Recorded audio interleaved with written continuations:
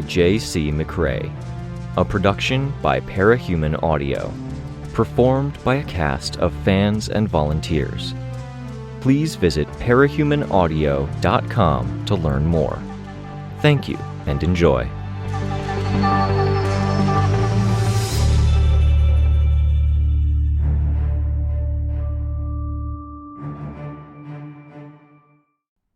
Arc 19, Infrared, Chapter 5. Gold letters, lines, times, and symbols appeared in my right eye's field of vision. Reinforcements were incoming, with capes stepping up. Capes from the distant corners and back lines of the city were being pulled in, and Rein was awake on his way to us.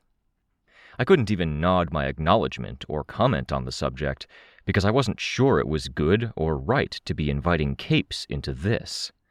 This was bad. My gun beeped to tell me the battery was low. Between the darkness, the brightness of the laser, and the golden images appearing across my field of vision, it was getting hard to parse what I was seeing. Phantom images, capes moving and doing weird things in darkness, and the natural vagueness of a dark, ruined city made it hard to get a clear sense of the battlefield and where things stood. The cracks were everywhere now. Navigating the points closest to Titan Fortuna had to be like fighting in the middle of a briar patch. Worse, considering the areas one could fall through. Navigating rooftops wreathed in barbed wire. I wasn't in that boat, but I still felt cornered and trapped. My thoughts were going in circles, and that meant they covered a surprising measure of mental territory, treading near thoughts I really didn't want to have. Amy's face in a memory I'd kept locked away. One of the rare times that I might have found myself on the same page as my sister.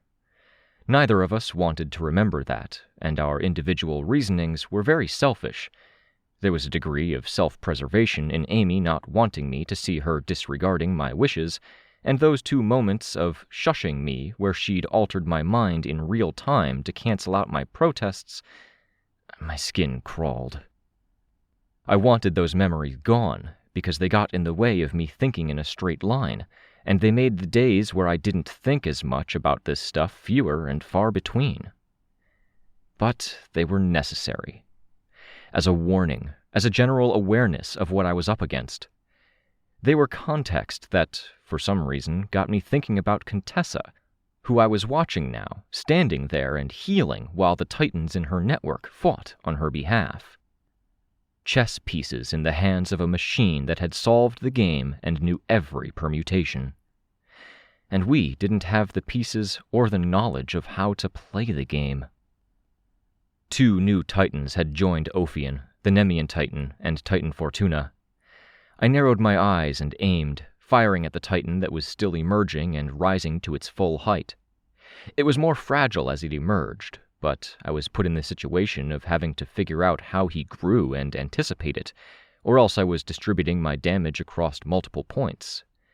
Slowly he came together, sleek, long-limbed and tall, but incapable of standing straight, as his back arched in an S shape. The other titan was already fully grown, and was moving slowly, finding her legs, so to speak. She was tall, narrow, and her head was a mostly faceless helmet with only a hole where the one eye should be. Long, sky-blue hair draped down to pool on the ground at her feet, so to speak, and trail behind her. The weight of the hair and the way it pulled on her seemed to force her head down and to the side, where it periodically twitched and trembled. Most notably, her arms were like a praying mantis's limbs, with the final segments being rods, not points. More sky-blue hair flowed down from different points, including the tail end of the weapon, her elbows, and her knees. I couldn't dwell on her. Heroes closer to the scene were dealing with her, doing as much damage as they could get away with while she figured out how her body moved. My focus was on the new guy. 5 minutes after the praying mantis woman, he'd cracked. Now I unloaded into him, fully aware that I was running out of battery. But it stunted his growth, slowed him down, and served as the equivalent of postponing one impending threat so we could focus on the other 4. Others, Aunt Sarah included, were helping. In the background, Tristan was shoring up the area. Capes had managed to protect the area around all the bridges and safe ground we'd made, steering away the cracks. I wasn't sure how they'd managed to do it, but I was really fucking curious.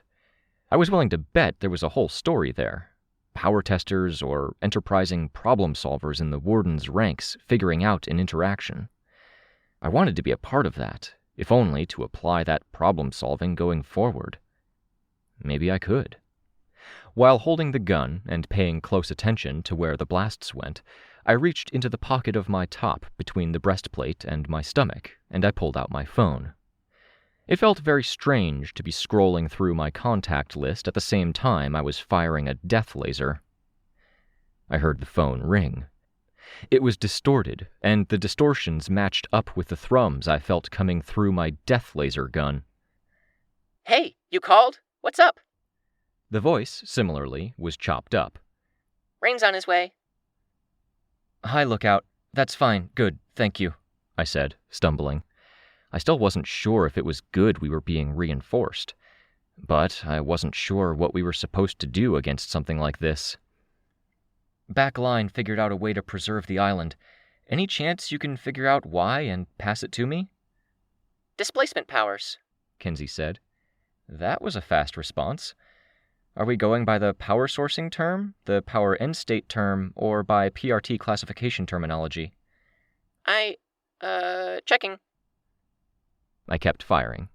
Each Titan we'd seen so far had something about it that changed the entire dynamic of a fight. The longer I could keep him down, targeting one limb, then another, then a part along his back that seemed intent on growing, the longer it was until we had to deal with whatever he brought to the table. "Vic!" The loud voice in my ear made me startle. I was still holding the phone there. "Yes?" "Power end state terminology, whatever that means." "It means if powers, once everything's said and done, move things from here to there by way of a teleportation or interdimensional shifting, they ward off the cracks. That's good. Utterly useless for me, but it might help for Capricorn." "Capricorn constellations block cracks?" "Possibly. If they're that certain about using the term and clarifying the point, it might be only when it's emerging." "I'll pass it on."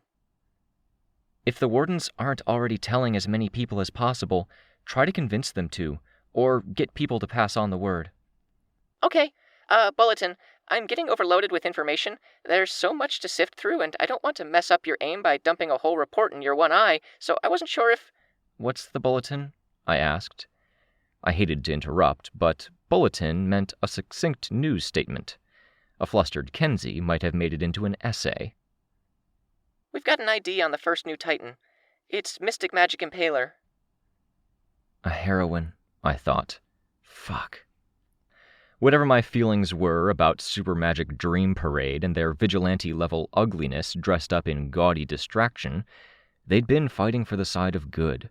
They'd been cooperating, and they'd helped. "They were part of Teacher's campaign. They got targeted." "Yeah, 3 times. 3? They were lined up for an ambush like the Navigators were, and then slept through it. Their reputation was attacked like yours was, and they were the capes sent after a villain team Teacher set up to look more dangerous than they were." They were heroes who killed. I wasn't so different from them in that, I was sorry to admit, but I'd never enjoyed it or joked about it the way they seemed to. "Why was he so interested in them?" I asked. "Because they were easy marks?" "They think it's because Magic Knight Crash knew 2 Teacher thralls once.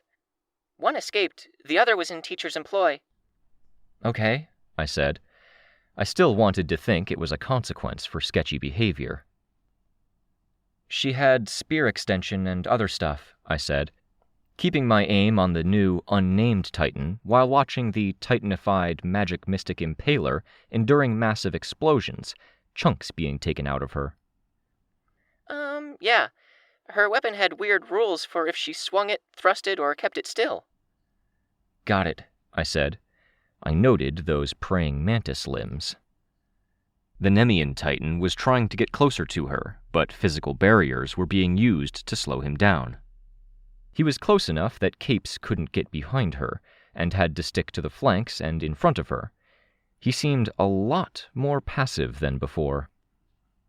The Ophian Titan was mostly protecting Titan Fortuna, who had slowed down.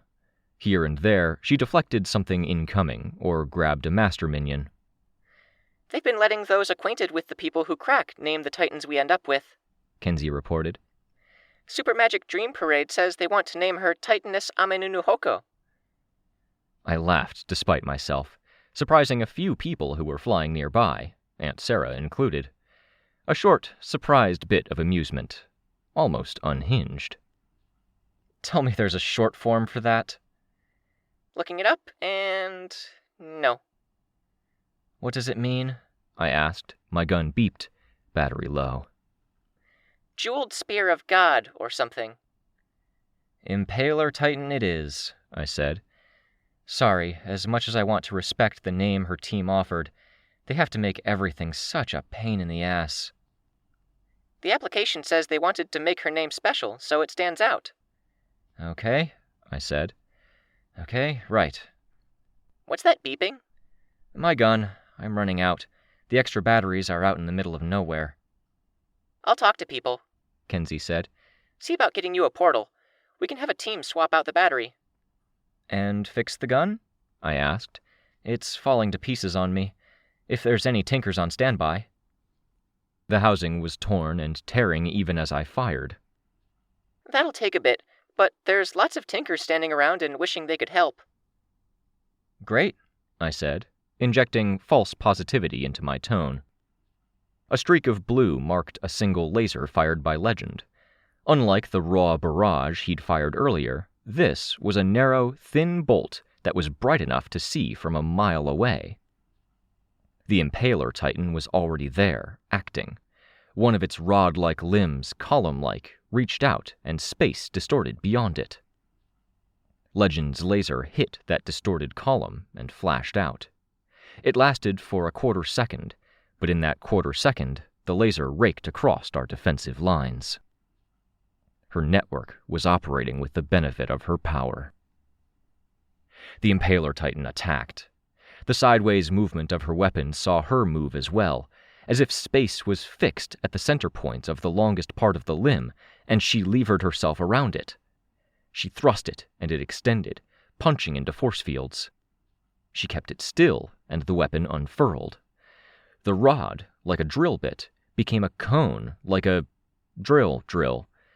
With the expansion, it intensified in force, plunging through force fields and into bodies. Now that she was moving, the Impaler Titan was doing a lot. She had 2 weaponized limbs, and apparently 3 functions for each. One arm swung, moving her body. The other alternated between impossibly long thrusts and drilling attacks. Legend was using smaller lasers now, a hail of short lasers that were each only about as long as he was tall. She blocked 3 of them with a reach of her hand, not even looking at what she was doing, and then changed that reaching limb to vault herself in the air. Her limb reached out and extended out to the horizon. "That hit someone," I heard Kenzie say, hushed. "2 of the heroes fighting the Ashen Titan. I don't think there's anyone to hold her off." "Tell the others," I said. "I am." The golden letters flashed on my field of vision. Cineral incoming. I could see Sveta and Capricorn on the battlefield, turning their heads. "No new notifications for a sec. I'm going to hang up. Then I'll show up on the battlefield around when Rein does." "You will what?" I asked. "No!" "I got permission, don't worry." "You got... not from me! Look out!" I saw the Impaler Titan start to move and stopped firing. I watched as she fended off more of Legend's hail of lasers. By keeping her weapons still, she let it unfurl, and the expanded weapon served to block more. I couldn't risk that she'd intercept my laser and redirect it with that space-warping drill bit of hers. "It's fine," she said. "So sorry, but I'm hanging up. Bye. You're great. See you in a short bit. Keep an eye out. There'll be some people to grab your gun." My voice overlapped with hers. "Did you get that permission from Tattletale?" The call disconnected. "Everything okay?" my Aunt Sarah called out. "Lookout is wanting to show up on the battlefield," I said. "We need everyone we can get," she said, looking down at me with purple eyes. I looked past her to Crystal. "Lookout is a backline combatant." "She's a smart kid?" my Aunt Sarah asked. "Talented?" "Yeah, I get what you're saying, but..." "If she fits on the back line and she insists on coming here, she might have ideas." "Yeah," I said, even though I didn't like it. If Lookout hadn't stolen the puppy earlier, I might have even kicked myself for not extending her the benefit of a doubt. As it stood, I was reserving the right to chuck Lookout back through the portal. Someone hit the Impaler Titan with something, producing an explosion as big as the Titan's head.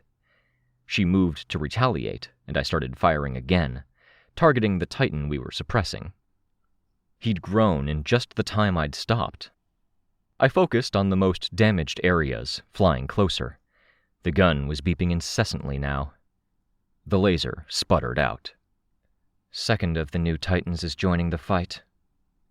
Sleek, long-limbed, and uniform in color and shade, it stretched skyward, growing despite the continued assault against it from other blasters. Without the gun in the mix, we weren't breaking even.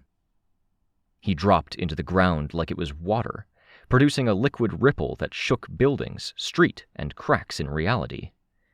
I heard the reactions, the shouts. His upper body sticking out of a crack between realities, he reached out to sweep 9 people and part of a fallen building off a section of street and into the crack. I flew after him. I wasn't even a quarter of the way to my destination when he dropped away, letting go of the ledge and falling. I saw the ripples, the movement across the bridges and islands between cracks that made people lose their balance and made rubble fall. He emerged, rising from the liquid street with chest thrust out. Capes were more ready for him this time. An Alexandria type flew in to meet him, her fist punching his fist and stopping it from reaching down to the unprotected back lines. I recognized her as Tritium, a bench cape from Advance Guard. Strong enough to punch through a building, ostensibly invincible, and unfortunately not much of an everyday cape because utilizing her invincibility, flight, and what she now termed her nuke punches made her radioactive. Push harder, fight more, and it built up more. She was immune, but the people close to her hadn't been. She'd lost her family, friends, dog, and co-workers, and had hurt many bystanders before the issue had been discovered by accident. It hadn't come up in the news. I knew her in the same sense I knew who a big actress like Marjorie Funk was. I knew her face, general history, and general personality. Quiet, reserved, and totally ill-suited for the gung-ho Advance Guard. She spent much of the time benched, jumping in only for the big, important missions. The attack came from the flanks. I saw the Impaler Titan's movements in the corner of my eye, and on impulse, I pushed out with my aura to grab attention and communicate faster than I could with a shout. "Get!" I started. The limb extended, striking the Alexandria type out of the air. A second limb stabbed toward the group. I flew, wind whistling as it whipped past my force field. Smoke, dust, and chill air parted as a face that wasn't quite mine led the way.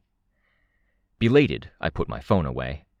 My focus was wholly on stopping that attack. I couldn't stop it from making contact, I was too far away, but I could do other stuff. I winced as it stopped extending and collided with its target. That wasn't even the true danger of the attack. The longer they thrust forward, pinning the Alexandria cape against the wall, striking at their target, the stronger their offensive pressure grew. Their target, in this case, was a blob of darkness, a shield that consumed and devoured the space-warped extension of the drill bit. Snuff. The Undersiders were in that crowd. Parian was. The limbs were expanding out. The parts closest to her wrists expanded out first. The tips that were half a mile away from those wrists were last to expand. What had been a column became a cone, rotating violently, tearing at the air and whipping it into something resembling a whirlwind. It got worse by the second, apparently with no upper limit. I watched as whatever gave Tritium her invulnerability failed her. Or she'd turned it off because keeping it on would have made her lethal to everyone here. I saw as her body shifted from a dim, silvery silhouette to a spiral of what looked like a red towel being whipped around in a spiral. Snuff was expanding his blob of darkness, trying to eat the incoming attack, but the drill grew just a bit faster than his blob did. I closed the last bit of distance. My flight was jerked off course because the spiraling drill had suction, corrected, and slammed into the first solid bit of the Titan's wrist. It caved in. Blood gushed out and poured down from the site of injury. I still carried the gun, part of the reason my flight hadn't been as fast as I needed. I twisted in the air, rising up and away, then plunged back down, using the gun's barrel, javelin throwing it down, stabbing the wound and punching through. I threw my body and force field into the side of the gun, levering the barrel against the edge of the wrist. I saw the shell break, crack, felt her draw her wrist back. A quick glance back showed me another bloody mess. Where there had been snow and mud, there was now a spiral of blood. Several. Snuff had died, and the capes between him and the Titan had gone down with him. She was drawing her wrist back toward her chest, aiming to smear me against it. I kept pressing, aware of the closing distance. The strip of wrist between the hole and open air snapped. Blood and shell sprayed out, and I used my arms in conjunction with flight to hurl myself down and in, grabbing the barrel and pulling the gun down so part of it and all of me occupied the hole in the wrist. I felt arms slam into chest, with a resounding collision that broke up my force field. The gun beeped, almost like it was protesting. More likely the jostle was reminding it we were out of battery. I used my aura, because there was no reason not to, and shifted position, grabbing my gun and getting clear as she moved her wrist away from her chest. I had to adjust, scrabbling in the air to find the handholds I expected had moved, as the domed exterior of the gun had buckled somewhat. I was so focused on the task that I barely registered the shape that appeared next to me. The flowing Titan, freshly emerged, swung his arm in a backhand right for me. I could protect me, but I couldn't protect my gun. Damn it, I thought, bracing to anticipate the blow. An explosion nearby threw me off course. I spiraled through the air with the gun and found my bearings, squaring off and facing the two most imminent threats. The Titan hadn't managed to hit me. From this angle, I could see most of the threats. Titan Cineral joining the fight. I could see Titan Ophion and one mess of a pile of meat, which was disgorging a whole other mess. With all the meat lying around, a lot of the cracks in that section of battlefield were packed full. Pale flesh, flensed flesh, scaled flesh, feathered flesh. Turning around, I saw another figure, easily mistaken for a Titan. He was massive, brutish in features, with metal stuck to flesh that strained and bulged around it, distorting and stretching materials that were at least a foot thick. A largely naked man with bruised skin. I figured largely naked because he was still wearing a loose band of metal around the waist that did absolutely nothing for modesty, but did produce a kind of horribly uncomfortable-looking cradle for his genitals. It looked like a car wreck with metal pinching and digging into skin, and it didn't look like it should have been able to contain the mass it did. Seemingly uncaring, roaring in a guttural way, he picked up a chunk of building with two hands, dragged it through a bed of flames on the ground in the process of drawing it back, and then chucked it underhanded.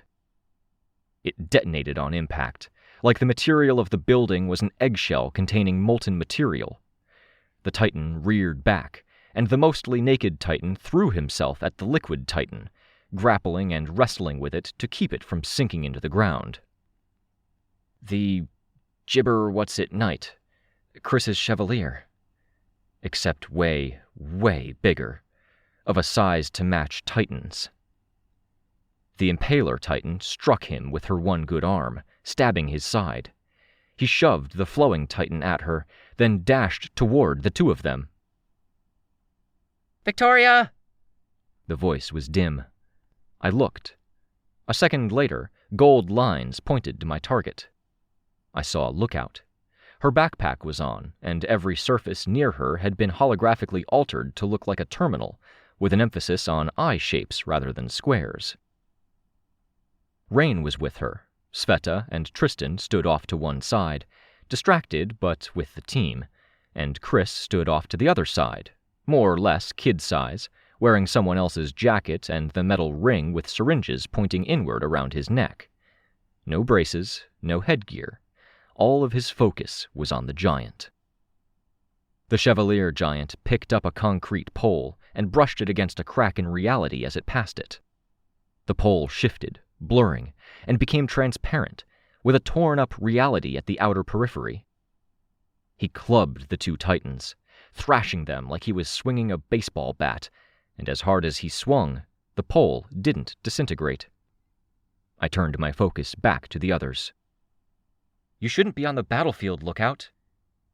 "It's okay. I'm not, exactly," she said. I reached out to touch her head, and I felt metal, roughly where her head was, but not exactly. A camera and a projected Kenzie. "Good," I said, genuinely relieved. "Cool. You got me." "I wasn't trying to get you. There's a portal over there. You should..." She trailed off.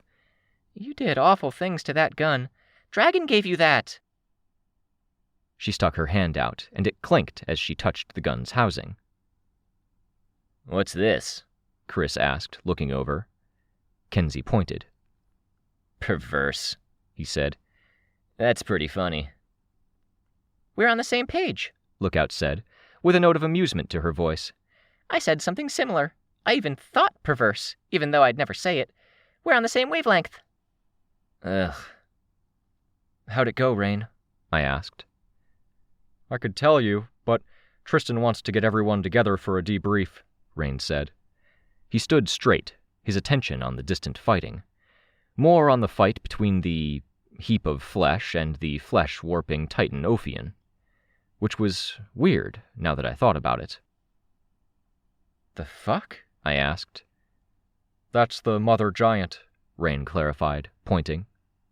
The mother giant giving birth to stuff that definitely wasn't pink, brown, or black flesh, but included all strains of animals and monstrousness. The Gibberim, that's what it was called, Knight, now many times the size, standing tall despite the fact the square cube law should have shattered his lower body. "You're doing this?" I asked Chris. "Yeah." "Thanks for the save." "He did that on his own." "Sure, Chris, you asshole." "Got it." I picked up my gun, and metal creaked. I saw both Kenzie and Chris wince visibly at that. A moment later, they started laughing. Chris stopped the second he realized Kenzie was laughing too. "I'm glad I've given you two something to bond over," I said. "We're laughing for entirely different reasons," Chris said. "Sure," I said. "Whatever, Chris." I half expected him to say something. I could even imagine what he'd say. I wanted to bring it up myself, now that he was standing so close to my team. If Kenzie had been here in person, I might have, just to bring everything to the surface and ensure she was safe. "Why did you sell me out to my sister back at the prison? Why did you arrange that? What did you gain? Why would you do that?" He could have brought it up, taunting. He'd done stuff like that in the past. He stood there, in a coat that didn't fit, wearing a body that didn't fit him, slouching, his hair a mess, and dark circles under his eyes. His teeth were already crooked again, without the external braces. He looked so uncomfortable, out of place. "Be good," I said. His expression didn't change.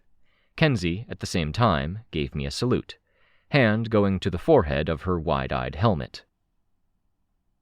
I followed Kenzie's pointing finger, flying the gun toward the portal, which was situated in a nook created where a bit of the road had dropped down a few feet.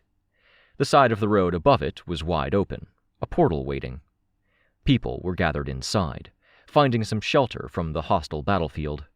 Some were recuperating. Others were getting medical attention. The Tinkers spotted me before I noticed them. One was the same guy who'd had the shift in the workshop when Kenzie and Rein were done. Fish Tank. I spotted the mech's pilot standing off to the side, and noted Riveting, wearing a welding mask, heavy coat with a shepherd's badge on it, and stylized Tinker overalls that were, very supportive of her upper body. It felt a bit much to me. "Don't comment on it," I said. "Every damn Tinker I've seen has had something to say about the gun." "It's an interesting job," Riveting said. I sighed. "We'll handle it." "Thank you," I said. "We'll call you. Give us your number?" I did. "Thanks again," I said, quiet. I stepped back through the portal, back onto the battlefield. I spotted the shepherds, one of our reinforcing groups. Furcate was talking to Moonsong. I recognized Scribe and met her eyes for a minute before she scowled and looked away. I followed her gaze and saw the Nemean Titan retreating from a group of capes. Mayday was bombarding it, pushing or pulling it back with a hail of his power's artillery fire, keeping the Nemean Titan away from people. It looked like a losing fight, where he had to anticipate every move, and one feint might see it avoid a few hits. Victor. I found my team. Tristan was talking to Parian. And Lookout, projected Lookout, was bouncing in place.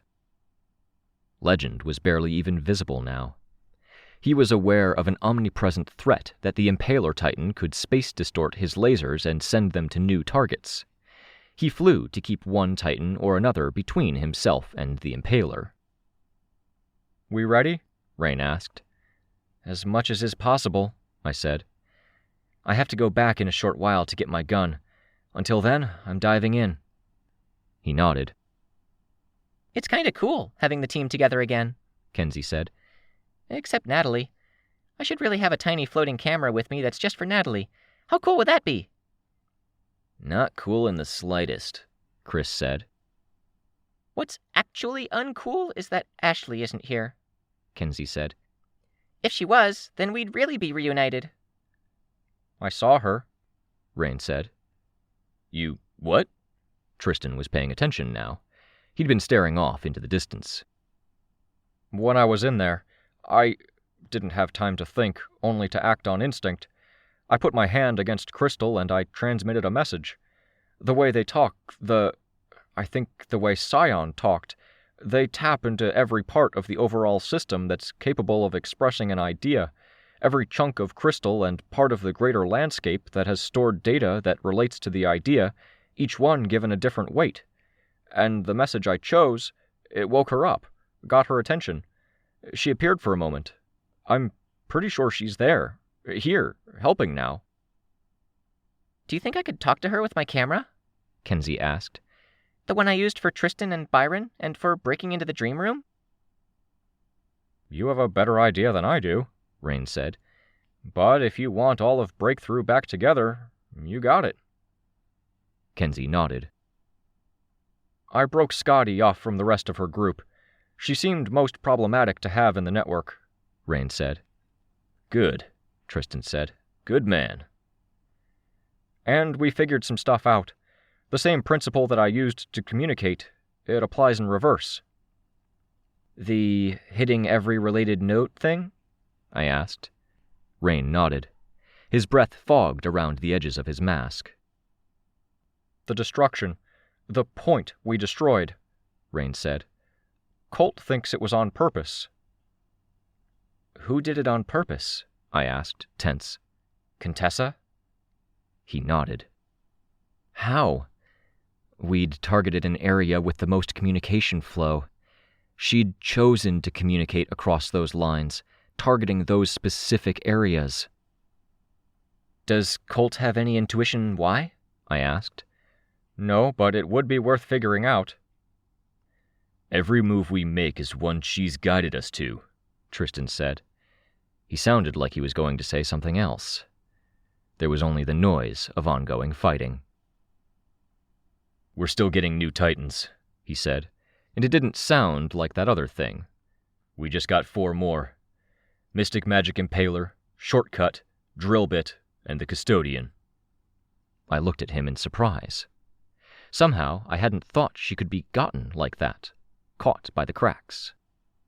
Some of the others didn't surprise me. There's going to be more, Tristan said, his voice quiet. Soon. So I've got to ask, are any of you vulnerable? Are any of you at risk of cracking? Because this is going to be a hard fight. It's going to be ugly. I need you guys to self-assess and to assess each other. If we'd had the grace of silence, I would have said that the silence was damning. Instead, there were percussive sounds, distant dull thuds that made clouds move and stirred up dust and snow half a mile away. The sky was lit up by lasers, artillery strikes, and slashes of gold and red. Some of those things made noises. There were the dull, wordless cries of giants, straining to fight against the Titans with a temporary strength. That grown, and then blown up by multiples of their original size, with new added capabilities, if I was to judge by the Gibberim Knight's scales. I could have called out to any member of this team, with Chris as the only possible exception. Except they would have turned around and said the same about me. It was much the same reason I didn't ask Chris about what he'd done at the prison, or his other skeevy behavior. On the flip side, it was why he wasn't mentioning it to me, even though he couldn't usually resist the urge to hit someone where it hurt and create more safe distance between himself and others. No. He was scared because he was a child, and however he dressed up his voice and his body, or whatever monstrous form he wore, that didn't really change. He was scared, and he wanted to deal with the source of that fear. He wanted to take on these monsters. The only true surprise, I felt, was that Natalie didn't say a thing. She wasn't so complicit. She would have, should have, and would have said anything, and that would set off the storm of debate and denial we couldn't afford. I looked at Kenzie and saw her jiggling her leg, burning off nervous, excited energy, despite the fact she wasn't quite here. Happy to be around us, maybe, or guilty of selectively editing this conversation. Which, it didn't feel fair or right. Natalie was a member of this team, and if we didn't have that check on ourselves, then what did we have? We needed to get her voice in this. I opened my mouth at the same time Tristan did. We stopped before talking. So as to not assume the mantle of leadership, and out of consideration for the stresses he was under, I indicated him. You go first. It's grim, he said. It's ugly, but I have to ask. Let's say we all consider ourselves good to move on. Join this fight. Which we are, aren't we?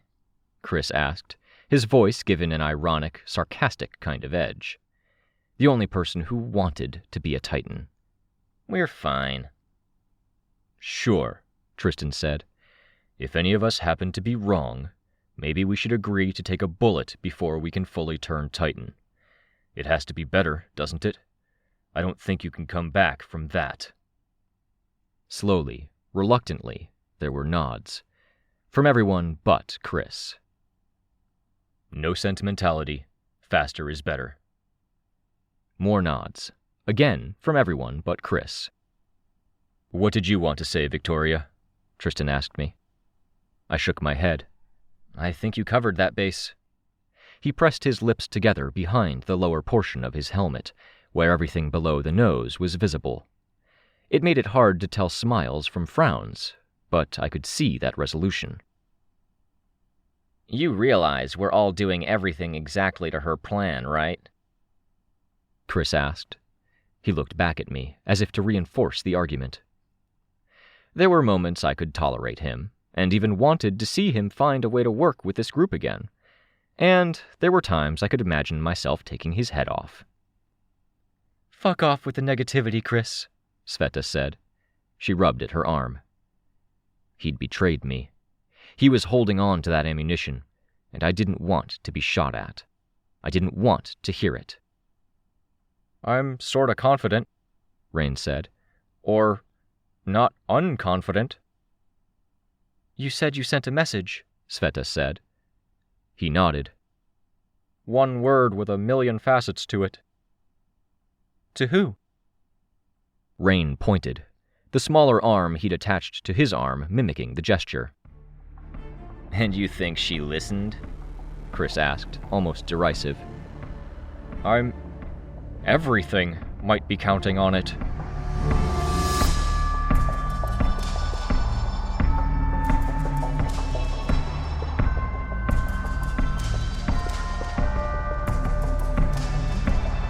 This was a production of Ward by Parahuman Audio. Ward and the Parahuman stories are written and owned by J.C. McCrae. You can find the original text and support the author at parahumans.net. For more of the Ward audiobook, as well as other community works, please visit parahumanaudio.com. Music for this chapter was by Evan Witt. Find out more at wittynotes.com. Editing by Torchide. Narration by Robert Rein Ramsay. Find more of their work at our website. Thank you for listening.